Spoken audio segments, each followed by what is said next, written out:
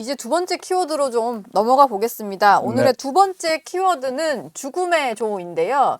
민주당도 경선을 시작했습니다만 거기는 3파전이고 지금 국민의힘 같은 경우는 8파전이라고 해야 되겠네요. 아, 이게 8명의 국힘 이야기예요? 국힘 이야기예요. 아, 전 네. 죽음의 조라에서 이재명 대표 이야기 더 하는 줄 알았어요. 아, 아니에요. 예. 아니구나. 네. 알겠습니다. 아, 여기 써 있잖아요. 국민의힘 지금 경선 일부러 이런 나가면 누가 거잖아. 될 거냐고. 죽음하면 그분이 떠올랐어. 아, 일부러 지금 드럼통 하듯이 무서워가지고. 지금 그런 네. 거죠. 조금 드럼통 그런 거는 노상원 씨죠.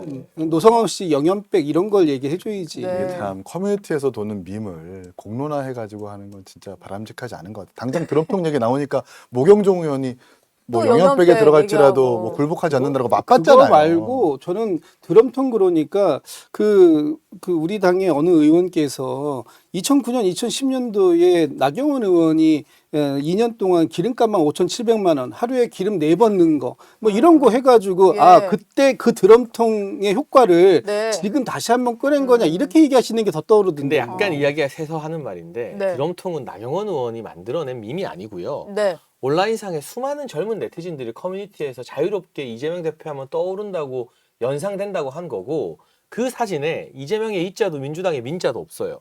그런데 그죠. 민주당과 이재명 대표 측에서 난리를 치는 건 네. 자백 아닌가요? 그냥 드럼통에 들어갔을 뿐인데. 네. 그냥 드럼통에 굴복하지 않겠다는 건데 왜 민주당에서 난리를 치는지. 아니 근데 나경원 의원 몇 선이죠 지금? 오선 우선 의원이죠. 오선 의원이 지금 드럼통 피켓 들고 사진 네. 찍을 땐가요? 시대가 바뀌었습니다. 나는 뭐, 강렬한 저는요. 사진 한 만약에 장으로 이런 시대로 하는 바뀌었다면 거. 우리가 다시 다른 시대로 바꿔야 돼요. 저는 네거티브 캠페인 뭐 할 수 있다고 봅니다. 선거 기간 중에 할 수 있다고 보는데 네. 네거티브 캠페인에 후보가 직접 참여하는 경우는 처음 봤어요. 다른 사람들이 후보를 지지하는 사람들이 그런 걸 할 수 있을지 몰라도 네. 후보가 직접 네거티브 캠페인의 주인공으로 활약을 한다? 저는 좀 이해가 안 가더라고요. 알겠습니다. 죽음의 조는 국민의힘 얘기고요. 아, 놀랍네요. 네. 8명의 후보로 2개 조가 나뉘었습니다. A조, B조인데 뭐 조부터 말씀을 드리면 A조는 청년 미래를 주제로 토론을 하게 되는데 김문수, 안철수 그리고 개혁신당에서 이동을 하신 양향자, 유정복 이렇게 네 분이고요. 수식이 참 예. 불편하네요. 이동을 하셨던 분. 이동하셨구나. 토론회 몰랐네. B조가 아마 죽음의 조일까 싶은데 사회통합을 주제로 하는데 이철우 지사 그리고 나경원, 홍준표, 한동훈 이렇게 네 분이에요. 근데 딱 듣기만 해도 통합이 별로 안 될 것 같은 네. 비조이긴 한데. 그래서 장해찬 최고부터 들어볼게요. 죽음의 조. 죽음의 조. 네. 뭐 어느 조일까요? A조, B조죠. B조. 죽음의 B조. 네. 조는 아무래도 지금 현재 지형상 한동훈 전 대표에 대한 국민의힘 전통 당원들의 반감과 비호감이 상당하거든요. 예. 복수의 여론조사에서 국민의힘 지지층의 비호감도가 가장 높은 후보로 한동훈 전 대표가 계속 거론되고 있어요. 그 조사가 어떤 조사인지 알려주시면 저희가 실제 각종 조사 결과에 예, 많이 나와 노출을 있습니다. 시켜야 되는데. 후보 호감도 비호감도 조사한 조사 결과 세부 항목을 보면 네. 작가님들께 좀 죄송하지만 작가님 지금 손짓이 분주해지셨어요. 그런 한번 조사가 찾아볼게요. 많이 네. 나와 있다라는 말씀을 드리고 예. 그러다 보니 특히 나경원 의원 같은 경우는 한동훈 전 대표와 대립각을 세울 것으로 보여지고요. 김문수 전 장관이나 이철우 경북도지사 같은 경우도 그동안 한동훈 전 대표에게 매우 비판적이었던 정치인들 아니겠습니까? 김문수 후보는 조가 달라요. A조예요. 네. 아 그러면 홍준표 지금 이걸 보고 그러신 것 저 같아요. 헷갈리네. 네. 아, 분명히 그 제가 4강 저거. 질문을 네.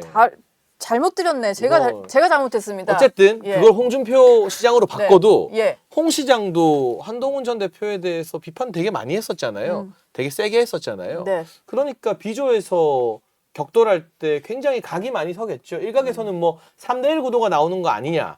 그럼 그 세 명한테 비판받을 때 한동훈 전 대표가 생방송 토론 중에 감정 절제 못하고 욱하는 모습들이 많이 나왔는데 네. 그러다가 지난 전당대회 때도 패스트트랙 공소 관련한 실언을 했다가 네. 이거 잘못 아니라 했다가 나중에는 여론 안 좋아지니까 하루 뒤에 또 사과했거든요. 예. 그러니까 그런 것들이 나올까?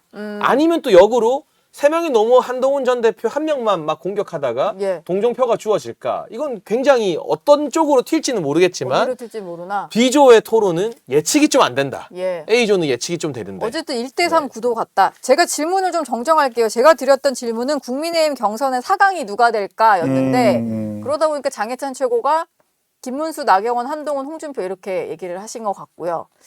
김진욱 대변인 생각은 또 어떠실까요? 저희가 뭐 대체적으로 지금 각종 여론조사를 보면 김문수, 홍준표 또 나경원 이 세 분은 탄핵에 반대하셨던 분이고 예. 한동훈 여기는 탄핵에 찬성하셨던 분인데 이렇게 지금 네 분 정도가 좀 이게 좀 우열을 가리기는 좀 그렇습니다만 앞서 있는 거 아니냐. 네. 그렇게 봤을 때 저도 거기에 대체적으로 동의해요. 그리고 밖에 있는 민주당 쪽 시각으로 보는 저도 그 정도가 보인다면 아마도 대체적으로 그렇게 결론이 나지 않을까 싶은데 저는 이제 죽음의 조를 얘기하니까 이 죽음의 조에서 우연인지는 모르겠습니다만 혜택을 크게 보신 분이 이철우 후보님. 어허. 아, 네. 오히려 주목도가 높아져서요. 네, 그렇죠. 죽음의 조에 들어오시면서 네. 이분은 어떤 역할을 하실 수 있을까라는 기대감이 좀 생겼어요. 네. 그리고 홍준표 후보께서 오늘 한동훈 후보를 처음 만나서 대화를 나눴다고 하더라고요. 네. 한동훈 후보가 지난 1년 동안 비대위원장과 대표를 했는데 처음 만난다. 광역지사가 처음 만났어요. 그 이유는 뭐냐면 대구 간다 그랬을 때 안 만나줬잖아요. 아, 그러네요. 그래서 그렇죠. 처음 만나서 대화를 해봤는데 그동안 그 홍준표 후보가 한동훈 후보를 얼마나 크게 비판을 많이 했어요. 네. 아주 아프게 비판도 많이 했고 나한테 죽는다 막 이런 얘기도 했잖아요. 그래서 이제 이분들이 어떤 합을 보여줄 건가 하나 하고 그리고 작년 8월 전당대회 때 나경원 후보하고 한동훈 후보는 1차 격돌을 아주 세게 한 적이 있었잖아요. 네. 뭐 옆에서 내가 언제 그랬어요? 뭐 얘기해 보세요. 막 해가지고 하셨던 패스트트랙. 뭐 그런 부분들이 기억이 나실 텐데 그런 과정들이 이번에 또 나올 것이냐. 그러나 나온다면 이번에는 다른 것이 아니라 12.3 비상겸에 대해서 또 윤석열 대통령의 탄핵에 대해서 네. 세게 맞붙을 거고 그러면 앞으로 당은 어디로 갈 거냐? 윤석열 대통령하고 절연을 하고 갈 거냐? 아니면 윤석열 대통령도 함께 가야 될 것이냐? 예. 이런 얘기들도 자연스럽게 토론의 주제로 나올 것 같은데 그 법 지켜봐야 될 것 같아요. 알겠습니다. 이기인 최고 말을 좀 듣기 전에 저희가 차기 대선 적합도 추이 조사를 또 준비한 게 있어서 이것도 그래프를 좀 보여드릴까 하는데 4명에 누가 될 거냐라고 했을 때 조금 답변이 될 수도 있지 않을까 싶어서 보여드려요. 물론 뭐 이 아닐 수도 적합도가요? 있습니다만 근데 이게 지지층만 놓고 조사한 건 아니에요. 그러다 보니까 이재명 대표가 등장을 하잖아요. 그래서 요거 그냥 참고용인데 지금 여론의 흐름을 좀 보면 홍준표 후보는 좀 오르고 홍준표, 한동훈 두 사람은 좀 오르는데 김문수 후보는 좀 떨어지는 추세로 나타나기는 해요. 저러다 보니까 이게 저게 한독수 권한대행이 뜨면서 좀 반사 효과로 김문수 후보가 떨어지고 있는 거냐 뭐 이런 해석도 있는 것 같고 여기서 이기인 최고 답변을 또 들어보겠습니다. 4강 누가 될까요? 4강은 저희 사전에 제출한 답변이 똑같더라고요.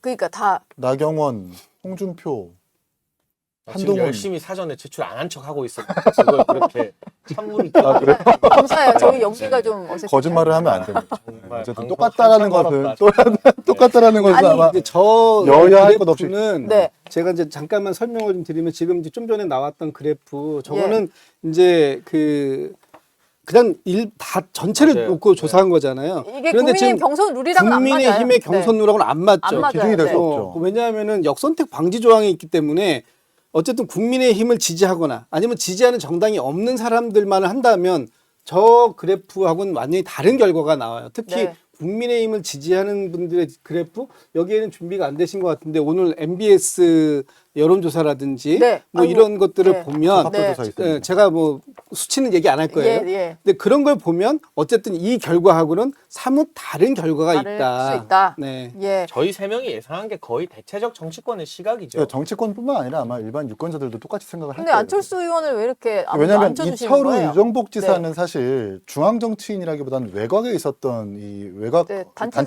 단체장이니까. 때문에 중앙 정치인들보다 정치적 존재감이나 무게감이나 좀 떨어질 수밖에 없고 또 양현자 의원님 같은 경우는 개혁신당에서 간 지 얼마 안 됐기 때문에 국민의힘 당원들한테 평가받기 어려울 겁니다. 그리고 안철수 의원님은 왜인지 잘 모르겠는데 분당이라는 지역구로 선택을 하면서 정치적 입지가 확 줄어든 것 같아요. 그때부터 사실은 뭐 지도부도 아니고 그렇게 네. 편안한 길을 선택하다 보니까 국민의힘 당심 내지는 민심에서도 평가를 잘 못 받는 것 같아서 반면에 그 나머지 4명은 좀 정치적 존재감을 뽐내면서 경선 통과할 것 같고 저는 죽음의 조라고 하는 평가를 좀 하자면 네. 나경원과 한동훈을 많이 지적하기도 하지만 좀 오히려 김문수, 안철수가 있는 조가 될 수도 있다. 그 조가. 네. 그러니까 치열하게 싸운다기보다는 서로 사실 소통이 원활하지 않을 거기 때문에 그리고 본인들의 네. 말만 할 거기 때문에 사실은 예. 왜냐하면 안철수 후보는 계속 AI 얘기만 할 거고 네. 또 김문수 후보는 계속해서 노조 타도 같은 이야기만 할 거고 예. 정책적으로 오고 가며 티키타카하는 토론이 안 될 거기 때문에 오히려 사람들의 어떤 고막을 죽음으로 겠는데 그러면 사람들의 어떤 고막을 죽음으로 아. 이끄는 그런 죽음의 조가 될 수도 근데 있어요. 요거는 제가 반론 짧게 하자면 네. 김문수 후보가 대선 출마 선언하고 첫 행보가 한노총 찾은 거였어요. 그래서 전태일 열사 이야기하고 온 가족이 우리는 노조에 가입해서 활동했다라는 이야기를 했기 때문에 일반적으로 지금 김문수 후보 캠페인이 보수 진영 내에서는 좀 주춤거리는데 이기인 최고 평론가는 다르게 김문수 후보는 보수 내의 어떤 지지를 바탕으로 시작부터 약간 본선 염두에 둔 캠페인을 펼치고 있다. 그러니까 노조 찾아가고 이런 네. 중도 지향적인 캠페인을 펼치고 있어서 오히려 A조 토론에서는 안철수 의원과 각이 별로 안 서고 좀 합을 맞으면서 안철수 의원 표를 끌어올려는 유화적인 제스처가 전 나올 수 있다고 전망을 하고요. 네. 비조는 제가 아까 3대1 될 수도 있다고 했는데 이게 면밀하게 분석을 하면 이철우 지사는 우리 보수 진영의 큰 어른으로 인정받기 때문에 누구를 막 집요하게 공격할 것 같진 않아요. 홍준표 시장도 과거 대선 경선했던 걸 보면 네. 막상 토론회에서는 굉장히 좀 유들유들하고 유연한 모습을 보여주는 편이거든요. 그래서 오히려 나경원, 한동훈 두 사람은 불꽃이 튀고 이철우 지사는 아 우리 통합해야지 왜 이래 이러고 홍준표 아. 시장은 이렇게 운동장을 굉장히 넓게 쓰는 방자하다. 그런 좀 다각적인 모습이 펼쳐질 수도 있어서 예. 마냥 3대1이 또 될 것 같지는 않습니다. 뭐 한번 지켜봐야 되겠네요. 저 이제 네. 저기 하나만 첨언하면 A조 네. 지금 A조 얘기가 너무 없어서 제가 A조. 이제 A조 김문수, 안철수, 양양자, 유정복. 네, A조 얘기를 조금만 좀 보태드리면 오히려 지금 A조에서 또 다른 볼거리가 하나 있을 수 있겠다. 네. 지금 방금 보니까 양양자 후보가 안철수 후보를 몰아붙일 수도 있는 가능성이 있는 게 있다. 네. 반도체 전문가인데 지금 요즘에 안철수 후보가 AI 전문가인 것처럼 말씀들을 많이 하시더라고요. 네. 근데 진짜 AI 전문가인지 잘 모르겠거든요. 양양자 후보가 반도체 전문가는 맞잖아요. 네.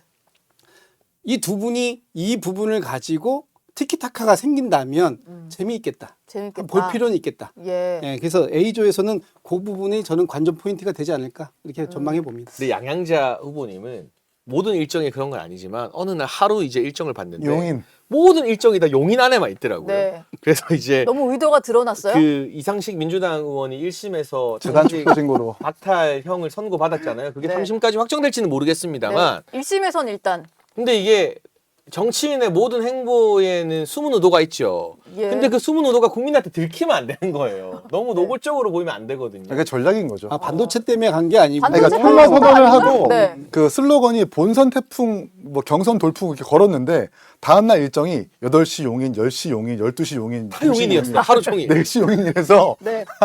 이건 뭐지? 네. 약간 뭐 화성도 좀 끼고 성남도 좀 껴야 되는데 그래서 이번 토론회가 양양자 의원한테 굉장히 중요한 게 여기서 아 양양자라는 여성 정치인의 전문성이 있구나라는 인식이 되면 만에 하나 용인 보궐선거가 열렸을 때 당에서 우선 카드로 고려할 수 있죠. 네. 근데 그게 경쟁력이 아니라 뭐 입증이 되면. 네, 그 경쟁력이 입증되지 않으면 용인갑이 보수 지형에서는 굉장히 좋은 지역이기 때문에 아니, 사실 용인이 반도체 뭐 첨단 도시로 이렇게 지목된 도시이기도 하고 네. 이준석 대표와 이제 개혁신당 만들 때 반도체 AI 기술로 4시간 동안 원고 없이 토론한 실력 있는 후보이긴 해요. 양양자 아, 후보가. 그런데 이제 다른 후보들이 공격할 포인트는 당차처 말씀처럼 너무 용인에 네. 집중하는 그 노골적인 노림수가 대선이 보여서 아니고 다음을 본 거 아니냐 이런 그러니까 공격이 제보고를 가능하다. 보고 나올 수 있습니다. 네. 근데 그게 이제 양양자 의원만의 약점은 아니고요. 지자체장들도 다음번 지방선거를 앞두고 존재감 알리기 위해서 나온 거 아니냐라는 비판이 계속 따르기 때문에 네. 이번 1차 경선 토론에서 본인의 대선 출마 이유를 확실하게 보여주지 못하면 오히려 다른 거 노리고 나왔다가 그게 역풍이 될 수도 있다. 그 경고를 제가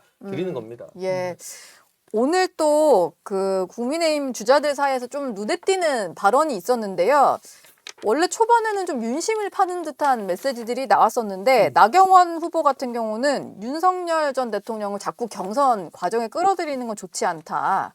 뭐 이런 얘기를 했고 홍준표 대구시장 같은 경우도 홍준표 후보 같은 경우도 윤 전 대통령 좀 자중할 필요가 있다 이런 얘기를 좀 했어요. 선을 긋는 모습을 좀 보이고 있는데 그러다 보니까 한동훈 후보 같은 경우는 지금 와서 그런 얘기하는 건 늦었다. 뭐 정말로 해야 될 때는 나만 그런 얘기를 했던 사람이다. 이렇게 또 차별화를 하더라고요. 근데 제가 이거 말씀드리면 네. 정치의 언어라는 건 다 아다르고 어다른 겁니다. 그러니까 윤석열 전 대통령을 경선 한복판에 끌어들이지 않겠다는 공감대는 있지만 네. 이걸 완전히 매몰차게 절연하고 손절해야 된다. 뭐 당의 부담이다.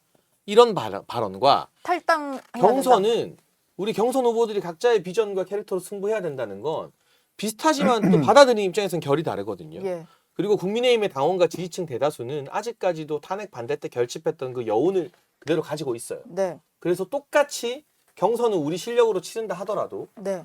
너무 매몰차게 윤석열 전 대통령에 대해서 폄하하거나 비난하는 게 적어도 당내 경선에서 득표하는 데는 도움이 안 될 수 있다라는 점은 이건 저의 개인 의견이 아니라 현재까지의 여론조사에서도 나오는 정치 지형인 것 같아요. 네. 지금 우리가 예상한 후보 4강 4명 중에 3명이 탄핵 반대 그룹이고 1명이 탄핵 찬성 그룹이잖아요. 네. 그게 정확한 당내 지형이에요. 4분의 3 정도가 여전히 탄핵 반대 윤 전 대통령에 대한 지지 의사를 가지고 있고 4분의 1이 이제는 윤석열 전 대통령 벗어나자 탄핵도 찬성해야 된다. 그 정도가 국민의힘과 보수 진영 내의 어떤 지형인 것 같거든요. 그러면 결과적으로 이번에는 결선이 도입되기 때문에 네. 결선을 가게 되면 그 4분의 3에 해당하는 탄반 그룹, 탄반 성향의 당원과 지지자들이 4강일 때는 흩어졌다가도 결선 때는 한 사람한테 모일 가능성이 뭉쳐지고. 크잖아요. 예. 그러니까 그래서 이게 뭐 선을 긋더라도 소위 말해서 그 지지층이나 아직까지도 탄핵을 반대하고 헌재 잘못됐다고 생각하는 분들이 너무 기분 나쁘지 않게 거리두기도 잘하는 게 중요하지. 너무 매몰차거나 손절 이런 느낌보다는 너무 야박하거나 하는 네. 것은 정치에서 항상 나중에 되게 되는 경우는 없는 것 선에서 같아요. 해석한 걸로 좀 보이는데 네. 저는 그것보다 윤심을 너무 정략적 이익으로 본인들이 판단해서 쓰는 것 같다는 생각이 먼저 들었어요. 왜냐하면 사실 나경원 후보 같은 경우는 한동훈 대표보다 민심이 부족하기 때문에 윤심을 멀리해서 민심을 땡기겠다는 의도가 있을 거고 네. 한동훈 대표 같은 경우는 사실 당심이 부족하기 때문에 윤심을 갖기 위해서 당심을 땡기겠다는 목적이 분명히 좀 보이거든요. 네. 뭐 선에서 저렇게 해석할 수도 있겠지만 결국 경선은 당원 투표 비율과 민심 투표 비율이 고르게 균형이 잡혀 있기 때문에 네. 아마 그런 정략적 이익 고려하지 않았을까라는 생각을 하게 됩니다. 예. 여기서 좀 여쭤봐야 될 내일 중요한 일정이 하나 있는데 계속 뭐 윤석열 어게인 이런 댓글 다시는 분들이 많아서 저도 대체 어떻게 하겠다는 거지 이런 생각이 들었는데 내일 오후 1시에요. 윤 어게인 신당 출범 기자회견이 여의도에서 열린다 그래요. 이걸 주도하는 분을 보니까 그 탄핵심판대 대리인단 소속이었던 배희철 변호사인데 김진욱 대변인 보시기에는 이 신당은 뭐 윤심이 좀 찔려서 출범하는 신당 같으세요? 저는 완전히 실려 있다고 보입니다. 완전히 싫어요. 제가 지난주에 여기서 얘기할 때 국민의힘이 이번 대선에서 두 개의 강을 건너야 되고 하나는 탄핵의 강, 네. 또 하나는 윤심의 강이라고 얘기를 한 적이 있었어요. 예. 그랬는데 지금 오늘 이 여러 가지 토론들을 보거나 아니면 지금의 이 지형을 보면 여전히 국민의힘에는 반탄, 찬탄, 파가 존재하는 거잖아요. 그리고 좀 전에 장해찬 전 최고가 말씀하셨던 것처럼 국민의힘의 4분의 3이 반탄이다 이렇게 지금 얘기를 하고 있어요. 그런데 여기에서 어떤 상황들이 생기냐? 그 4분의 3에 속해 있다고 하는 사람들 중에서 윤석열 대통령과 거리를 둬야 된다. 이제 윤심팔이 하면 안 된다라고 얘기하는 사람들이 많이 나타나기 시작했어요. 네. 그 얘기는 뭐냐? 윤석열 대통령과 절연하겠다 이런 얘기를 하고 있는 거잖아요. 그런데 지난주인가요? 4월 7일경쯤 됐을 것 같은데 윤상현 의원이 이런 말씀을 하시더라고요. 절연보다 더 무서운 건 분열이다. 그럼 절연하면 안 된다는 뜻이잖아요. 그렇죠. 그런데 지금 당에서 절연 얘기가 나오자마자 바로 오늘 어떤 일이 있었냐. 공지가 막 요란하게 돌았습니다. 윤석열 전 대통령의 변호인단 5명의 변호인이 내일 오후에 신당 출범. 윤 어게인 신당에 대해서 기자회견을 하겠다라는 걸 하고요. 공보방을 따로 만들었어요. 네. 공보방이라는 게 뭐냐면 기자들에게 단톡방, 오픈 단톡방을 만들어서 거기에 들어오세요라고 하는 건데 네. 엄청나게 많은 기자들이 들어갔어요. 예. 왜 그럴까요? 뭐지? 당이 만들어지는 거야? 신당이? 그런데 윤 어게인 당이에요. 그거를 변호인단이 기자회견을 해요. 그럼 이거 누구의 뜻이겠어요? 변호인단 뜻일까요? 아닐 것 같아요.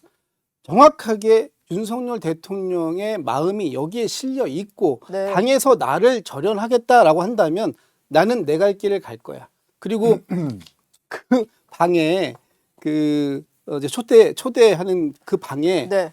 이렇게 초대를 받으면 이렇게 비밀번호 같은 코드를 입력하고 들어가야 돼요. 네. 그 코드 번호가 뭔지 아세요? 근데 저는 아는데 말씀해 주시죠. 비밀번호예요? 비밀번호 비밀번호. 1203이에요. 네. 뭘 의미하는 걸까요? 계엄. 계엄 날이네요. 예, 12월 3일 비상계엄에 대해서 찬성했던 사람들 다 들어와라. 저는 그렇게 해석을 해요. 네. 그러면 이 당에서 국민의힘에서 어떻게 반응이 나올지 저는 내일 오후부터 아마도 지금 내일 오후가 아니라 지금 이 순간 네. 국민의힘에서는 상당히 분주한 움직임들이 일어나고 있을 거라고 감히 예측을 해봅니다. 네. 내일 오후부터는 우리의 관심사가 국민의힘의 A조, B조가 아닐 수 있어요. 너무 억측인 것 같은데요. 그래요? 그럼 설명을 일단 좀 해주시죠. 네. 그 대통령 변호인단의 간판이라고 할 수 있는 윤곽근 변호사가 공지를 오늘 냈습니다. 네. 윤석열 대통령이 참여하지 않고 관여하지 않는다. 이건 음. 순수하게 탄핵에 반대했던 청년들이 주도한 움직임이고 예. 뭐 일부 변호인단의 변호사들이 힘을 실어줄지는 모르겠습니다만 냉정하게 말해서 윤곽근 변호사나 화제가 됐던 김계리 변호사 정도를 제외하면 그 변호인단의 얼굴도 이름도 우리 국민 다수가 아무도 몰라요. 그렇잖아요. 예. 이 정치를 하고 당을 만들기 위해서는 구심점이 필요하고 인지도 있는 인물이 필요한데 일단 그게 전혀 없어요.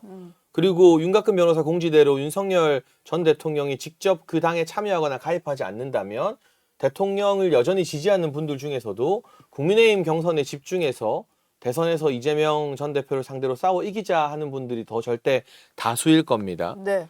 누구나 정치의 자유가 있고 창당의 자유가 있지만 저는 개인적으로 판단하건대 일종의 윤심팔이다. 그리고 지금 국면에서 이런 이 대통령이 참여하지도 않는데 대통령의 뜻을 마치 빌린 것처럼 해서 신당 창당하는 움직임들은 보수 통합이나 결집에 하등 도움이 되지 않는다. 일종의 자해 행위가 될 수 있다고 보고 네. 당 창당하는 거 이긴 채고 해봐서 알겠지만 쉬운 거 아니에요. 쉽지 않죠. 이거 중앙당에만 사람 모으는 게 아니라 최소 5개 이상의 광역시도당에 또 그만큼의 사람들을 모아야 돼요. 이 시국에 그거 하기 힘들어요. 그건 전문가들이 붙어야 됩니다. 네. 아니면 전국구 인물이 하나 있어서 구심점이 되어야 돼요. 그런데 국민의힘의 국회의원이나 원내의 전국구 인물 중에 누가 지금 국면에서 당을 박차고 신당에 나갈까?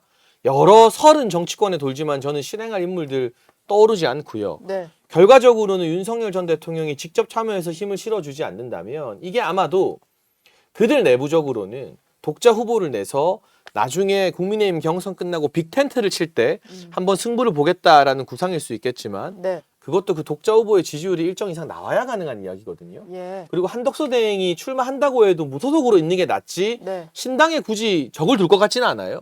그런 측면에서 보면 저는 오래 가지 않을 하나의 정치적 해프닝인 것 같고 윤 전 대통령을 여전히 지지하는 많은 지지자들 대다수가 또 국민의힘 당원이기 때문에 국민의힘 당내 경선에서 윤석열 전 대통령의 어떤 정책적인 성과들 또 정치적인 문제의식 이런 걸 잘 계승할 후보에게 우리가 힘을 실어주자는 쪽으로 윤어게인 운동이 가지 창당에 뭐 크게 불이 붙거나 이게 힘이 네. 실릴 거라고 생각하지 않습니다. 실제 신당까지는 안 갈 것 같다. 이기인 최고 생각은 좀 어떠신가요? 저도 한덕수 총리랑 약간 좀 케이스가 비슷한 것 같은데 이걸 윤석열 전 대통령이 선을 그어줘야 됩니다.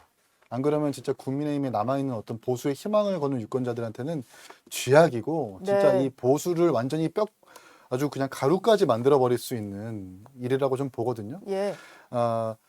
변호인단 일부가 참여했다는 것 자체가 사실 다양한 해석을 낳을 수 있기 때문에 윤석열 대통령께서 뭐 메시지를 내는 것이 바람직하지 않다라는 평가가 있을 수 있겠지만 단호하게 선을 그어야만 한다는 평가를 하고 싶네요.